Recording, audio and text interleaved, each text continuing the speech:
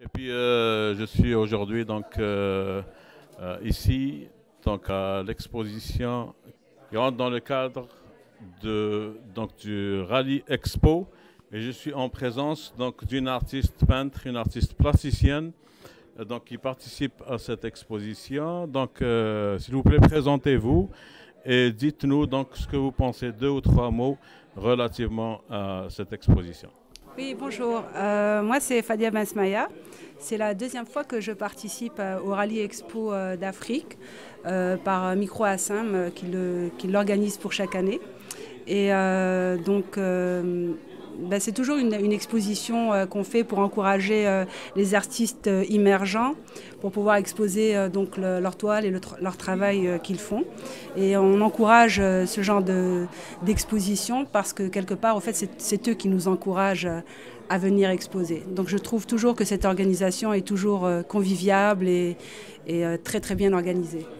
Parfait, parfait. Donc, deuxième question éventuellement, dites-nous, dans vos œuvres, lorsque vous peignez, qu'est-ce qui vous inspire? Quels sont les sujets qui vous inspirent plus et qui ressortent dans vos toiles, dans vos œuvres?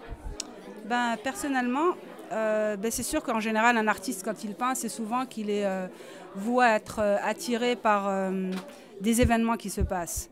Donc moi, il est clair que ces derniers temps, j'avais été quand même assez touchée par les événements qui étaient arrivés à Paris, avec Notre-Dame qui a été brûlée, mais j'avais malheureusement pas fini ma toile.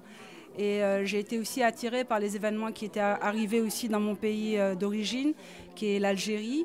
Donc je devais finir une toile par rapport à ça. Mais ça tourne aussi autour des paysages qui nous touchent, admettons, vivant au Québec. Donc on essaye aussi de ressortir toutes les inspirations et le ressenti qu'on peut trouver par rapport à ce qui nous entoure dans notre vie, au fait. Parfait. Dernière question. Lors de votre processus de création, parlez-nous éventuellement, est-ce que vous êtes de ceux, il y a des gens, des artistes peintres qui disent « Ah, moi je suis dans ma bulle, j'écoute de la musique, tel type de musique » ou je prends peut-être du café ou je prends un breuvage. Alors parlez-nous lors de votre processus de création, est-ce que vous suivez un rite, on va dire, entre guillemets artistique?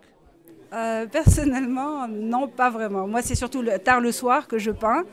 Et souvent, je suis même inspirée par des amis ou des gens qui vont m'appeler à ce moment-là. Et puis, mon inspiration va être déroutée par rapport à certaines toiles, ce qui m'est déjà arrivé.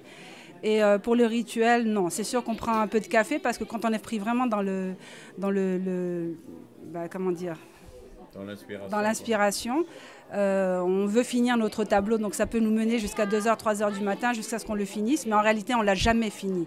On pense qu'on l'a fini, le lendemain on va changer les couleurs, on va tout recommencer, tout effacer parce que ça ne nous plaît plus. Ça nous plaisait au moment de l'inspiration, du moment quand on le faisait, mais après on le recommence.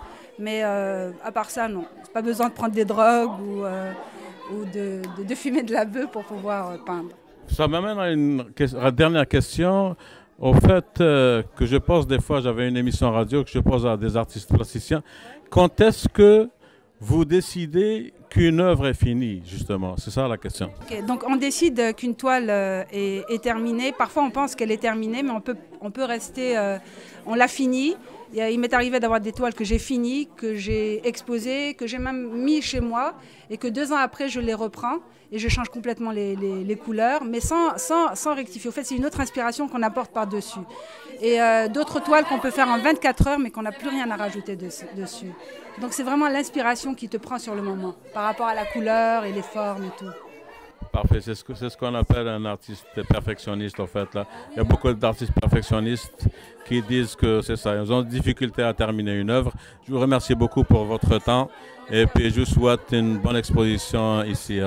Merci beaucoup, merci à vous pour cette interview.